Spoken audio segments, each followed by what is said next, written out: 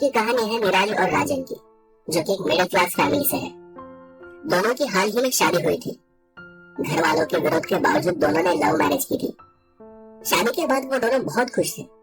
घर से भागने की वजह से शुरुआती दिनों में उन्होंने जहाँ जगह मिली वहाँ अपना डेरा डाल लिया। ऐसे ही कुछ साल बीत गए। इस दौरान राजन को भी एक अच्छी नौकरी मिल गई और उसके अगले ही साल उनके घर में एक नन्हे मेहमान ने अपनी कदम रख दी। बेटा होने की वजह से दोनों बहुत खुश थे। कुछ ही महीनों बाद निराली ने अपने परिवार के लिए एक मकान तलाश करना शुरू कर दिया। हालांकि उसे एक मकान बहुत पसंद भी आया। मकान शहर से थोड़ा दूर था, पर जब निराली और राजन दोनों मकान देखने गए तो राजन को मकान बस ठीक ठाक लगा। राजन ने उस मकान को बाहर से देखते हुए निराली से कहा, निराली, क्या तुम्हें ये घर कुछ अजीब नहीं लगता? निराली ने जवाब दिया कि हाँ, वैसे भी हर घर में कुछ न कुछ अजीब तो होता ही है। और साहब जी, घर अजीब नहीं होता, घर में जो इंसान रहते हैं वो अजीब होते हैं। और ऐसा कहकर निराली उस मकान के दरवाजे की ओर चली गई। राजन काफी देर तक बस एक जगह खड़ा होकर उस मकान को चारों तरफ से देख रहा था। न जाने क्यों उसे ऐसा लग रहा था कि इस मकान में कुछ तो अजीब चीज है, जो नहीं चाहती कि वो उस घर में आए। वैसे घर दिखने में बहुत अच्छा था और बहुत ही कम दाम में भी मिल रहा था, लेकिन उसने जब आसपास पूछताछ की तो उसे पता चला कि ये घर कई सालों से ऐसे ही पड़ा हुआ है। इसे कोई भी खरीदना नहीं चाहता। एक बहुत ही बढ़िया घर, और वो भी बहुत कम कीमत में मिलने के बावजूद कोई उस घर में आना भी नहीं चाहता था। न जाने रोशनी ने उस घर में क्या देखा था। और आखिरकार कुछ ही दिनों में निराली के कहने पर राजन ने वो घर खरीद लिया। अब उनका अपना घर हो चुका था और वो अब एक पूरा परिवार बन चुके थे। नए घर में आने के बाद अगले कुछ ही दिनों में राजन को अपने ऑफिस के काम से मीटिंग के लिए बाहर जाना पड़ रहा था। तो उसने अपने फैमिली को अपने भाई के घर छोड़ दिया और वो रात की फ्लाइट से ही कोलकाता मीटिंग के लिए चला गया। वो सुबह कुछ 4 या 5 बजे के करीब कोलकाता इंटरनेशनल एयरपोर्ट पर पहुंचा और जैसे ही उसने अपना मोबाइल ऑन किया, फोन बजा। फोन उसी के घर के लैंडलाइन से था, पर घर पे तो कोई था ही नहीं, क्योंकि राजन खुद निराली और उसके बेटे को अपने भाई के घर छोड़ आया था। और उस घर पर राजन और निराली के अलावा और कोई रहता भी नहीं था। और अगर घर पर कोई नहीं था तो फिर फोन किसने किया? राजन को ये थोड़ा अजीब लगा। उसे पहले से ही उस घर में कुछ अजीब सा महसूस होता आ रहा था। राजन ने झट से फोन उठाया। Hello hello hello. कई बार हेलो कहने के बाद भी दूसरी तरफ से कोई भी आवाज नहीं आई। राजन ने तुरंत अपने दोस्त आनंद को फोन किया। आनंद उसके घर से एक 15 मिनट की दूरी पर रहता था। तो राजन ने आनंद को उसका घर चेक करने को कहा। आनंद ने उसके घर के पास जाकर उस घर की सारी खिड़कियां दरवाजे देखी और उसे कहीं कुछ अजीब नहीं लगा। घर को चेक कर आनंद ने कंफर्म किया कि सब कुछ ठीक है और दरवाजे पर भी ताला लगा हुआ है। और ये बात उसने राजन को फोन करके बता दी। राजन ने थोड़ी देर इस बात पर सोचा, पर इतना ध्यान नहीं दिया और फिर वो अपने होटल की तरफ निकल पड़ा। निराली परेशान न हो जाए इसलिए उसने निराली को उस फोन के बारे में कुछ नहीं बताया। मीटिंग खत्म होने के बाद वो फिर कोलकाता से दिल्ली वापस आ गया और फिर निराली और अपने बेटे को लेकर घर वापस चला गया। 2 दिन की भागदौड़ की वजह से राजन बहुत ज्यादा थका हुआ था, इसलिए वो रात जल्दी ही सो गया। रात के कुछ 11 बज रहे थे। कमरे की लाइट बंद थी और राजन अपने बिस्तर पर सो रहा था। बिस्तर के बाजू में ही उसके बेटे का पालना था और उसी पालने में उसका बेटा सो रहा था। तो राजन बहुत गहरी नींद में था, पर नींद में उसे महसूस हुआ कि कोई उसके बिस्तर के पास यहाँ वहाँ घूम रहा है। राजन आधी नींद में था। कमरे में लगी टेबल लैंप की धीमी रोशनी में उसने देखा कि निराली अपने बेटे को कंधे पर लिए सुलाने की कोशिश कर रही थी। राजन ने अपने चेहरे पर चादर ओढ़ते हुए ही कहा, अरे सो जाओ तुम भी, वो तो कब का सो गया होगा। और तभी अचानक किचन से जोरों से कुछ गिरकर टूटने की आवाज आई। वो आवाज इतनी तेज थी कि उस आवाज से राजन की नींद ही टूट गई और वो झट से उठकर किचन की तरफ दौड़ गया। और जैसे ही वो किचन में पहुंचा, उसने देखा कि निराली तो किचन में बर्तन धो रही थी। राजन को दौड़कर आते हुए देख निराली ने कहा, अरे कुछ नहीं, एक कांच का बर्तन हाथ से फिसल गया। पर निराली को वहां देख राजन के रोंगटे खड़े हो गए थे। अगर निराली यहाँ है तो फिर बेटे को कौन सुला रहा है? और फिर निराली से बिना कुछ कहे वो फिर से कमरे की ओर भागा और कमरे में जाते ही उसने कमरे की लाइट ऑन की, पर कमरे के अंदर भी कोई भी नहीं था। वो हाँफते हुए पालने के पास गया तो देखा कि उसका बेटा तो आराम से सो रहा था। राजन ने थोड़ी देर सोचा। राजन को लगा कि शायद थकावट की वजह से उसे ऐसा वहम हुआ होगा। फिर उसने अपने आप को कंट्रोल किया और फिर वो अपना मुंह धोने किचन में चला गया। अंदर जाते ही निराली ने उससे पूछा कि क्या हुआ, पर राजन ने बात को टालते हुए कहा, कुछ नहीं, एक बुरा सपना देखा शायद, तो नींद टूट गई। राजन अपना मुंह धोकर चेहरा पोंछ ही रहा था कि उसका मोबाइल फोन फिर से बज उठा। दोबारा फोन घर के ही लैंडलाइन से था। वो देख राजन बहुत गुस्सा हो गया। उसे लग रहा था कि कोई तो उसके साथ मजाक कर रहा है। और फिर राजन ने फोन रिसीव किया, पर इस बार दूसरी तरफ खामोशी नहीं थी। इस फोन कॉल पर उसे दूसरी तरफ से सांसों की आवाज सुनाई दे रही थी। हड़बड़ी में आनंद ने फोन को स्विच ऑफ कर दिया और वो मकान के हॉल की तरफ चला गया। पर उस वक्त हॉल में भी सब ठीक था, वहां भी कोई नहीं था।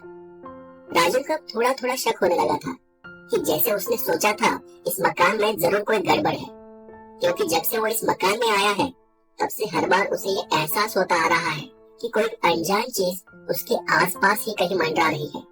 कभी लगता कि कोई है जो उसकी हर हरकत पर छुपकर नजर रख रहा है। हर बार ऐसा महसूस होता कि इस घर में हर जगह किसी की नजर उसका पीछा कर रही है। पर निराली के बारे में उसे ऐसा कुछ भी नजर नहीं आ रहा था। निराली हमेशा की तरह खुश थी। निराली ने उस मकान को अपना लिया था, या फिर शायद उस मकान ने निराली को अपना लिया था।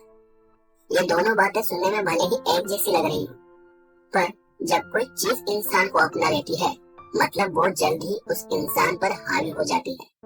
पर फिर भी राजन ऐसी सब बातों पर ज्यादा यकीन नहीं करता था, तो उसने बात को वही छोड़ दिया। कुछ दिनों बाद एक दिन सुबह राजन अपने बेटे को बोतल से दूध पिला रहा था। निराली जब नहाकर बाथरूम से बाहर आई तो उसने देखा कि उसकी पीठ पर नाखून से खरोंच जाने के निशान थे और निशान ताजा थे।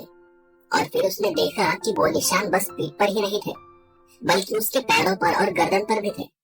तो राजन ने निराली से पूछा, निराली ये तुम्हारे बदन पर नाखून के निशान कैसे है?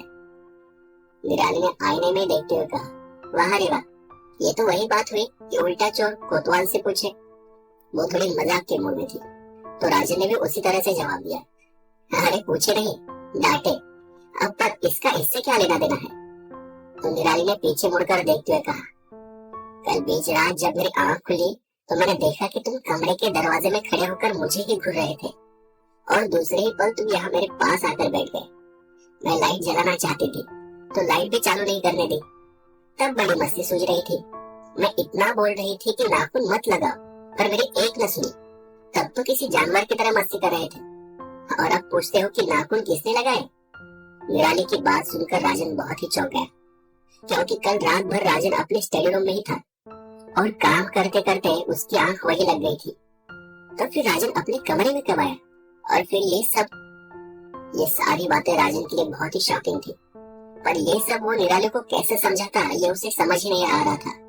तभी अचानक फिर से एक बार राजन का मोबाइल फोन बज उठा। अब भी फोन घर के लैंडलाइन से ही था। आनंद ने फोन उठाया तो उधर से एक आवाज आई, चले जाओ यहाँ से, ये मेरा घर है। राजन ने झट से फोन काट दिया और इस बार राजन ने बिना टाइम वेस्ट किए निराली को सारी बात बताई। निराली को भी राजन की बात सुनकर थोड़ा अजीब लगा, क्योंकि उसने आज तक ऐसा कुछ भी महसूस नहीं किया था। फिर निराली राजन को अपने घर के हॉल में जहाँ वो लैंडलाइन रखा हुआ था वहाँ लेकर गई। वहाँ पहुंचकर उसने वो फोन उठाकर राजन के कान पर लगाया। तब राजन ने देखा कि फोन तो डेड था। तब निराली ने बताया कि फोन बहुत पुराना है और जब से हम इस मकान में आए हैं तब से ये बंद ही है। और तभी उन दोनों का ध्यान ऊपर सीलिंग की ओर गया। उस पर लिखा हुआ था कि चले जाओ यहाँ से। राजन और निराली वो देख बहुत ही बुरी तरह से डर गए। इसलिए दोनों ने मिलकर दिन भर पूरे घर की छानबीन की तो देखा कि कोई आया और कोई गया नहीं था। आसपास ही रहने वाले लोगों से भी थोड़ी पूछताछ की तो किसी ने बताया कि उन्होंने वहाँ किसी भी तरह की हलचल न उसने देखी और न सुनी। राजन को बिल्कुल समझ ही नहीं आ रहा था कि ये मजाक है या सच। उसी रात को जब राजन और निराली अपने कमरे में सो रहे थे तो राजन ने लैंप की रोशनी में देखा कि उसकी अलमारी का हैंडल अपने आप ही धीरे धीरे खुल रहा था। राजन उस अलमारी के हैंडल को देख ही रहा था कि फिर से उसका मोबाइल बज उठा। नंबर देखा तो एक बार फिर नंबर उसके घर के हॉल में ही रखे हुए लैंडलाइन से था। राजन गुस्से से उठकर हॉल में चला गया तो उसने देखा फोन वैसे का वैसा ही पड़ा है। उसने वो लैंडलाइन फोन उठाया तो दूसरी तरफ से फिर आवाज आई, चले जाओ यहाँ से, ये मेरा घर है। इस बार राजन अपना पेशेंस खो बैठा और उसने जोर से फोन की लाइन खींचकर तोड़ दी और कहने लगा कि तुम जो कोई भी हो, मैं तुमसे नहीं डरता, जो करना है कर लो। इस घटना के बाद आनंद की आंखें कैसे लगी उसे कुछ पता नहीं। जब आंख खुली तो उसने देखा कि वो वही हॉल में सो गया था। कैसे कब उसे कुछ पता नहीं था। ऑफिस जाने में देर हो चुकी थी। जल्दबाजी में ऑफिस तो चला गया, लेकिन दिमाग में टेंशन घर का ही था। आज उसका काम में बिल्कुल भी मन नहीं लग रहा था। बार बार राजन का ध्यान उसके मोबाइल की तरफ जा रहा था कि कहीं अचानक वही फोन ना आ जाए। और आज दोपहर हो गई थी पर फिर भी कोई फोन नहीं बजा था। ये बात भी उसे अजीब लगी। वो जो कोई भी था वो हर रोज उसे तकलीफ दे रहा था, तो आज इतना शांत कैसे? आखिरकार उसने हिम्मत कर अपने वाइफ के मोबाइल पर फोन किया, पर उसने जब फोन नहीं उठाया तो राजन ने कम से कम 5 या 6 बार उसे लगातार फोन किया, पर फिर भी सामने से कोई जवाब नहीं आया। अब राजन बहुत ही अजीब हालत में था। वो जानता था कि घर का लैंडलाइन फोन खराब है, तो उसे समझ नहीं आ रहा था कि फोन करूं या ना करूं, कहीं फिर से वो आवाज सुनाई न दे। पर फिर भी राजन ने उस लैंडलाइन पर फोन किया। पर यह पहली बार ऐसा हुआ था कि घर के लैंडलाइन पर रिंग तो जा रही थी, पर इस बार कोई आवाज ही नहीं आ रही थी। तुरंत राजन सीधे ऑफिस से घर की ओर भागा। कुछ ही देर में वो घर पहुंच गया। घर पहुंचकर राजन ने जो देखा वो जिंदगी भर भुला नहीं सकता। उसने देखा कि घर के ऊपर वाले कमरे के खिड़की के पास कोई खड़ा है। वो कौन था पता नहीं, पर उसकी परछाई साफ साफ दिखाई दे रही थी, बहुत ही गहरी काली परछाई। राजन दौड़कर घर के अंदर चला गया तो उसने देखा कि निराली पागलों की तरह हॉल की दीवारों पर लिख रही थी, चले जाओ यहाँ से, ये मेरा घर है। राजन निराली के पास गया और उसे झंझोड़ा। वो अजीब तरह से हंसने लगी और बोली, अब डर लगा? वो सुनकर उसके बदन से सरसराहट सी दौड़ गई। वो फिर ऊपर के कमरे में भागा।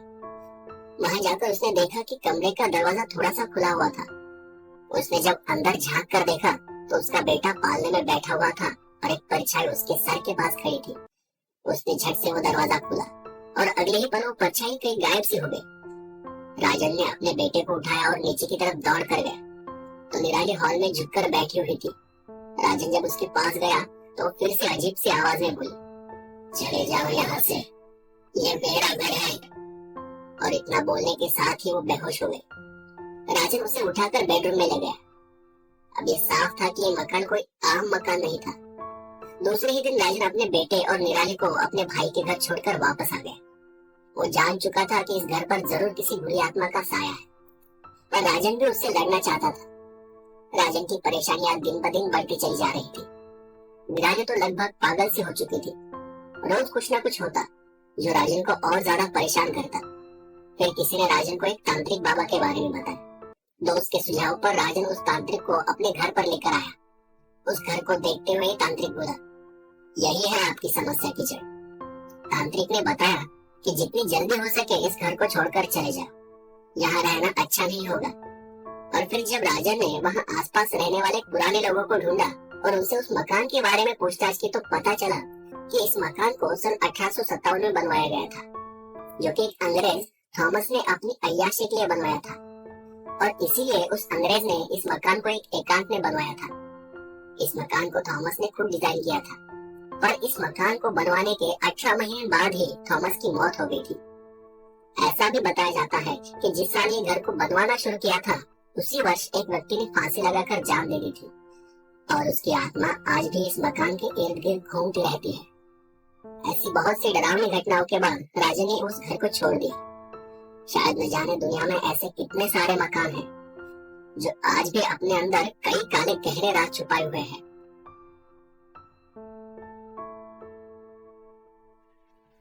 नमस्कार दोस्तों, मेरा नाम पंकज है। मैं कानपुर का रहने वाला हूँ। ये कहानी मेरी नहीं बल्कि मेरी बेटी की है, मेरी प्यारी बेटी छुटकी। कुछ साल पहले जब मैं अपने काम से एक दूसरे शहर में रहा करता था तो एक दिन मैं मेरी बेटी छुटकी और पत्नी रमा को लेकर एक हिल स्टेशन पर घूमने गया था। तब मेरी बेटी बस 4 साल की थी। हम जहाँ घूमने गए थे वो बहुत ही बढ़िया जगह थी। कुछ दिन घूम फिर कर जब हम घर लौटे तो मैंने देखा कि मेरी बेटी अपने साथ कोई चीज उठा कर लाई थी। वो एक लकड़ी का खिलौना था। दिखने में वो काफी पुराना था, पर आज भी काम कर रहा था। उसकी चाबी घुमाते ही उसके अंदर से एक प्यारी सी धुन सुनाई देती थी।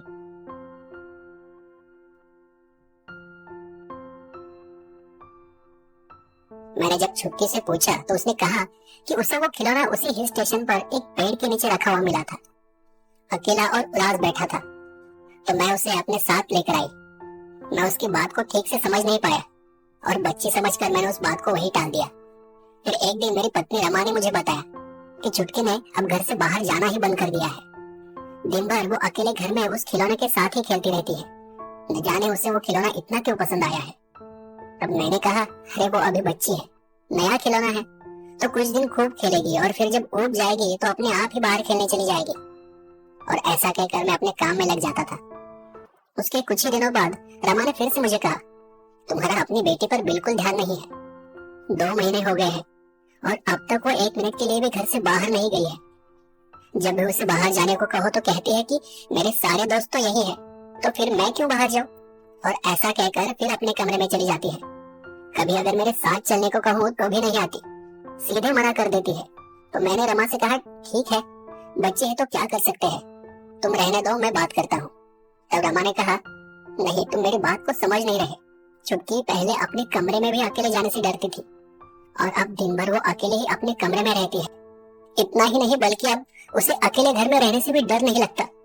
मैं जब घर का काम कर रही होती हूँ तो अचानक ही उस खिलौने की आवाज आती है और मुझे छुटकी के साथ साथ और भी कई बच्चों के हंसने की आवाज सुनाई देती है।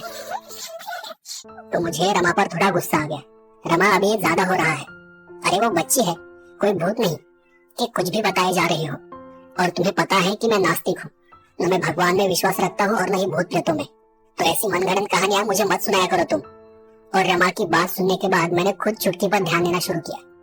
पर तब मैंने भी महसूस किया कि रमा की एक बात तो सच थी कि छुटकी बिल्कुल भी अपने कमरे से बाहर नहीं निकलती थी।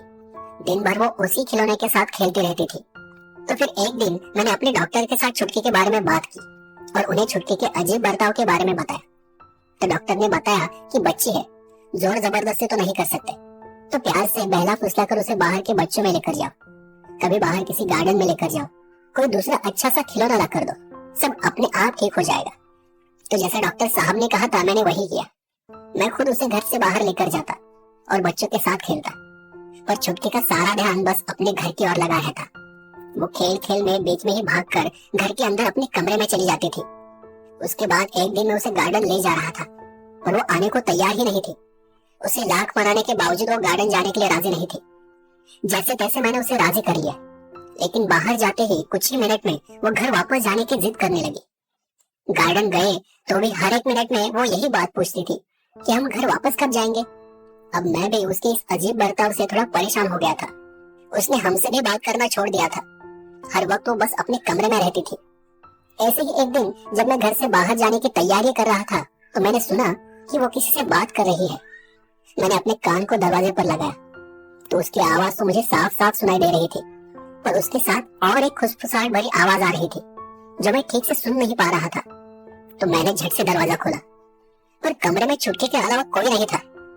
वो अपने छोटे से टेबल के पास बैठकर खेल रही थी और सामने वही लकड़ी का खिलौना था। उसी दिन मैं गिफ्ट शॉप से उसके लिए बिल्कुल वैसा ही खिलौना लेकर आया, क्योंकि मुझे बस ये देखना था कि उस खिलौने में सच में कुछ गड़बड़ है या फिर छुटकी बीमार है। पर जब मैंने उसे वो खिलौना दिखाया तो छुटकी ने उस खिलौने को घर से बाहर फेंक दिया। तब पहली बार मुझे छुटकी पर बहुत गुस्सा आया और मैं उस पर चिल्ला बैठा। तब पहली बार ऐसा हुआ कि छुटकी अपनी मम्मी के पास जाने के बजाय अपने कमरे में चली गई और उसने अंदर से अपना कमरा बंद कर लिया। उस बात की वजह से रमा रात भर रोती रही और मेरी हालत ऐसी थी कि मैं रमा को हालात समझा नहीं पा रहा था और अब रमा भी मुझसे दूर दूर रहने लगी। उसका मानना था कि ये सिर्फ कोई खिलौना नहीं है, इस पर किसी भूत किसी आत्मा का साया है। उसने कहा कि उसने कई बार छुटकी को किसी से बात करते हुए सुना था। उसने कई बार उस खिलौने को कचरे में फेंक दिया था, पर वापस आते ही वो खिलौना वही के वही नजर आता है पर मैं नास्तिक होने की वजह से उसकी बातों पर यकीन नहीं करता था। उसके कुछ दिनों बाद एक रात जब मैं सो रहा था, मैंने कुछ बच्चों का शोर सुना। मैंने उठकर घड़ी में वक्त देखा तो रात के 2 बज रहे थे। वो देख मैं हैरान हो गया, इतनी रात को कौन से बच्चे खेल रहे हैं। मैंने अपने बिस्तर से उठकर खिड़की से बाहर झांक कर देखा, तो जो देखा वो देख मैं बहुत घबरा गया। छुटकी बाहर अकेले ही खेल रही थी, पर वो ऐसे खेल रही थी जैसे उसके साथ और भी कई बच्चे खेल रहे हो। पर मैंने तो बच्चों की आवाज साफ साफ सुनी थी। मैं कमरे से बाहर गया तो देखा कि घर का दरवाजा खुला हुआ था। फिर मैं दौड़कर घर से बाहर गया और छुटके को उठाकर घर के अंदर ले आया और अंदर से दरवाजा लगा लिया। मेरी उस हरकत की वजह से छुटकी जोर जोर से रोने लगी, क्योंकि उसे बीच रात बाहर खेलने जाना था। तब रमा भी जल्दी से बाहर आई। मैंने उसे सारी बात बता दी और फिर मेरी बात सुनकर वो मुझ पर ही गुस्सा होने लगी। मैंने उसे समझाते हुए कहा कि ये भूत वूत कुछ नहीं होता, हमारी छुटकी शायद बीमार है। मैं कल ही उसे एक अच्छे से दिमागी डॉक्टर को दिखाता हूँ। दूसरे ही दिन मैं उसे जबरदस्ती एक स्पेशलिस्ट डॉक्टर के पास ले गया और उन्हें सारी घटनाओं के बारे में बता दिया। तब डॉक्टर ने बताया कि ये स्किज़ोफ्रेनिया रोग के लक्षण हैं। इस रोग में ऐसा होता है कि इंसान खुद ही अपने दिमाग में अलग अलग लोगों की छवि बना लेता है और खुद ही अलग अलग आवाजों में बात भी करता है। तो उसे लगता है कि वो किसी और से बात कर रहा है, पर असल में वो खुद ही खुद से बात करता होता है। फिर डॉक्टर के कहने के मुताबिक मैंने छुटकी पर उस बीमारी का इलाज करना शुरू कर दिया, पर उस इलाज का भी उस पर कुछ भी असर नहीं हो रहा था। मुझसे उसकी हालत देखी नहीं जा रही थी। दिन ब दिन हालात बिगड़ते चले जा रहे थे। छुटकी किसी को भी अपने कमरे में आने नहीं देती थी। हमसे भी वो अजीब तरह से बात करती थी। कभी दिन दिन भर खाना नहीं खाती, तो कभी बीच रात हमें किचन से बच्चों की आवाज आती और सुबह उठकर देखते तो सब यहाँ वहाँ गिरा हुआ होता था। उसकी और रमा की हालत देख मैं भी थोड़ा परेशान हो गया था। और एक रात जब मैं सो रहा था तो मैंने देखा कि छुटकी हमारे कमरे में एक कोने में खड़ी है। उसके बाल बिखरे खुले हुए थे, आंखें बड़ी बड़ी हो रखी थी। तो मैंने उसे आवाज दी, छुटकी, ओ छुटकी, क्या हुआ, डर लग रहा है क्या, यहाँ आओ। और वो दौड़कर हमारी तरफ आने लगी। तब उसके एक हाथ में वो खिलौना था और दूसरे हाथ में चाकू था। उसने उस चाकू से रमा पर वार करना चाहा, पर जैसे ही मैंने वो देखा मैं झट से उठ गया और छुटकी को पकड़ लिया। तब मुझे बहुत गुस्सा आया और मैं जोर जोर से उस पर चिल्लाने लगा। पहली बार मैंने छुटकी पर हाथ उठाया। रमा भी बहुत खौफ में थी। मैंने गुस्से में आकर उसके हाथ से वो खिलौना छीन लिया और उसे तोड़ दिया। उस रात मैंने गुस्से में उसे उसके कमरे में ही बंद कर दिया, पर जाते जाते भी उसने उस खिलौने के टूटे हुए टुकड़े अपने साथ उठा लिए। हमने उसे समझाने की बहुत कोशिश की, पर वो नहीं मानी। उसे वही खिलौना चाहिए था। मेरे चिल्लाने का, मारने का उस पर जैसे कोई असर ही नहीं हो रहा था। दूसरे दिन जब हम सुबह उठे तो सबसे पहले उसके कमरे में गए, पर वहाँ कोई नहीं था। वो घर छोड़कर कहीं चली गई थी। उसने अपने कमरे की सारी दीवारों पर अजीब सी ड्राइंग बना रखी थी, जिसमें बहुत सारे बच्चे खेल रहे थे और एक बहुत बड़ा साया उनके साथ था, जो हमेशा उन पर नजर रखे हुए था। हर ड्राइंग में कहीं न कहीं वो साया नजर ही आता था और साथ में एक कागज रखा हुआ था जिसमें लिखा था कि मैं अपने दोस्तों के साथ जा रही हूँ, मुझे ढूंढने की कोशिश न करना, मैं अब आपको कभी नहीं मिलूंगी। मेरे लिए हैरानी की बात यह थी कि छुटकी को लिखना ही नहीं आता था। उसके बाद रमा और मैंने जाकर पुलिस में रिपोर्ट दर्ज की। उसे हर मुमकिन जगह पर ढूंढा, उस हिल स्टेशन पर भी जाकर तलाश की, पर हमें आज तक छुटकी कहीं नहीं मिली और नहीं उसके होने के कोई सुराग मिले। मैं आज भी उस घटना को याद करता हूँ तो मेरा दिल बैठ जाता है। शायद एक बार मैं अपनी पत्नी की बात मान लेता तो आज ये दिन नहीं देखना पड़ता। उसके बाद रमा भी मुझे छोड़कर चली गई। अब मैं अकेला ही उस मकान में रहता हूँ